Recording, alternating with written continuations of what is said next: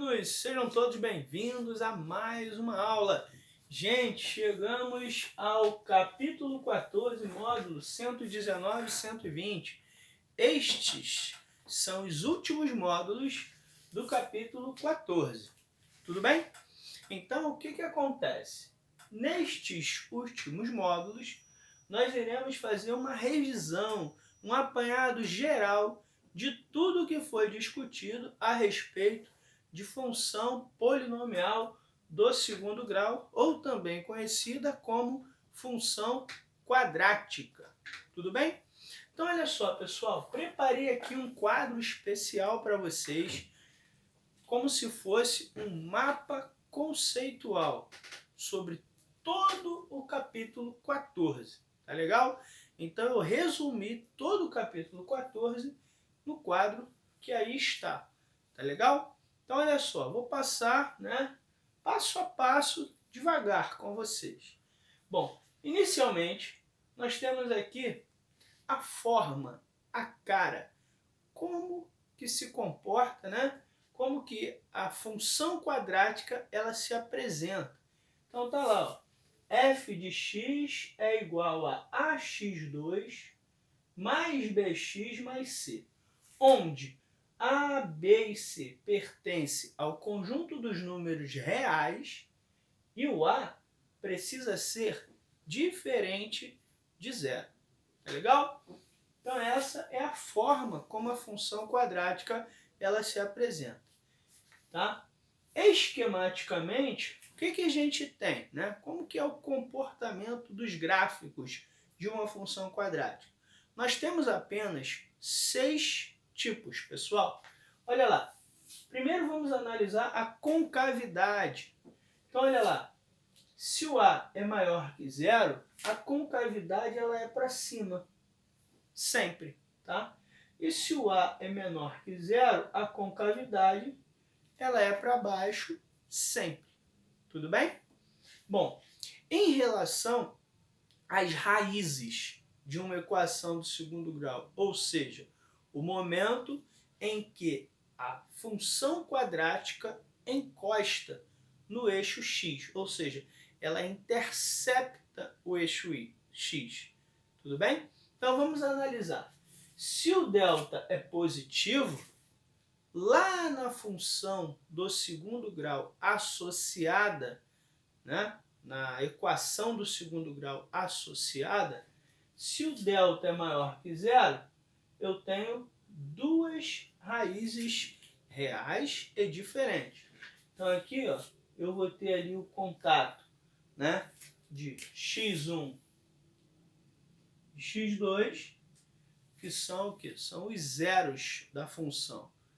Se o a for menor que zero, eu também terei x1 e x2, caso o delta seja um valor maior que zero. Foi? Agora, se o delta for igual a zero, aí lembra o que acontece com a equação do segundo grau associada? Eu só vou ter apenas uma raiz dupla, uma raiz que se repete. Então eu tenho aqui o x1 e o x2, eles acabam assumindo o mesmo valor. Tá legal? Aqui, ó, x1 e x2 possuem o mesmo valor. Lembrando que neste caso em especial, a parábola ela só encosta no eixo x em apenas uma vez, em apenas um ponto, e esse ponto vai ser justamente o zero, ou a raiz da nossa função. Tá legal? Então tá lá, ó. Esse ponto é, na verdade, o vértice da parábola. Foi? Bom, agora se o delta for negativo, aí, pessoal, lembrando, da equação do segundo grau associada a esta função, nós temos aqui a impossibilidade de raízes reais. Por quê?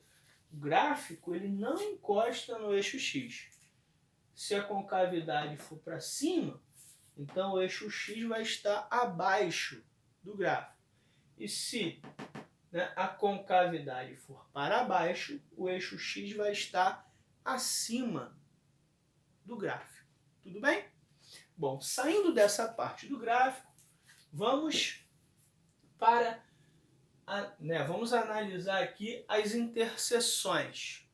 Interseção com o eixo Y. Então, qual é o par ordenado que é a interseção com o eixo Y?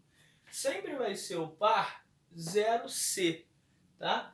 Então, a gente sempre vai ter como par ordenado o par ordenado 0 para X e C para Y.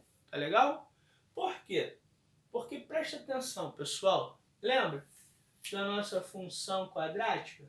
O C é o termo independente de x. Portanto, se o x for zero, eu vou zerar o primeiro termo algébrico, vou zerar o segundo termo algébrico, e aí eu vou encontrar x igual a zero relacionado com o C. Portanto, eu tenho para ordenado 0C, que é justamente o momento em que o gráfico intercepta o eixo Y. Foi? Bom, e o vértice da nossa parábola, pessoal? O vértice da nossa parábola é justamente aquele momento de inflexão, o momento em que a curva muda de sentido. Se ela estiver descendo, vai ter um momento que ela vai começar a subir. Então, neste momento, é o ponto de inflexão que a gente fala. Tá? E se for o contrário, se ela estiver subindo, chegar num determinado momento ela descer, então acontece a mesma coisa, certo? E como que a gente encontra a coordenada desse ponto? Usando ali as coordenadas do vértice.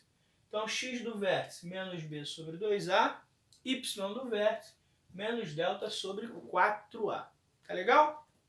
Bom, para determinar as raízes reais, quando houver, ou seja, primeiro caso e segundo caso, o terceiro caso nós não temos raízes reais, mas se você tiver o interesse em descobrir somente as raízes reais, basta resolver a equação do segundo grau associada. E como que você descobre a equação do segundo grau associada?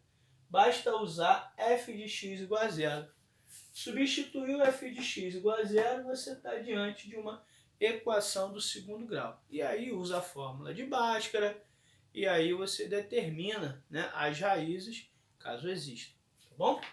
Bom, e para fechar, que foi a nossa última aula, tem aqui ponto de máximo e ponto de mínimo. Como que a gente vai fazer então para encontrar a maior altura, ou a menor altura, o ponto mais alto ou o ponto mais baixo? Justamente usando a ordenada do vértice. O que é a ordenada? É o y do vértice, certo? Então, sempre que você usar o y do vértice, ou seja, menos delta sobre 4a, você vai encontrar justamente o ponto de máximo ou o ponto de mínimo. Essa mesma fórmula, ela serve para os dois casos, tá legal? Existe outra forma de encontrar ponto de máximo e ponto de mínimo? Sim, existe. Se você conhecer o x do vértice, você também consegue obter o y do vértice.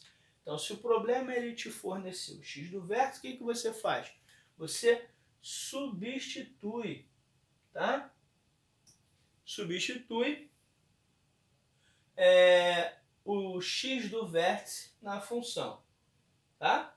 Então, você pode obter pelo y do vértice, ou, se o problema te der o x do vértice, substitua esse valor na função que você vai encontrar justamente o ponto máximo ou o ponto mínimo. Tá legal? Pessoal, ficamos por aqui com esse quadro teórico resumido para vocês, tá? Aqui eu coloquei um mapa conceitual, um mapa mental, para você organizar aí os seus estudos. A partir desse mapa, você consegue resolver qualquer problema de função polinomial do segundo grau. Tá legal? Pessoal, deixo para vocês exercícios selecionados do seu material e o formulário. Aguardo vocês em nossa próxima aula. Tchau, tchau!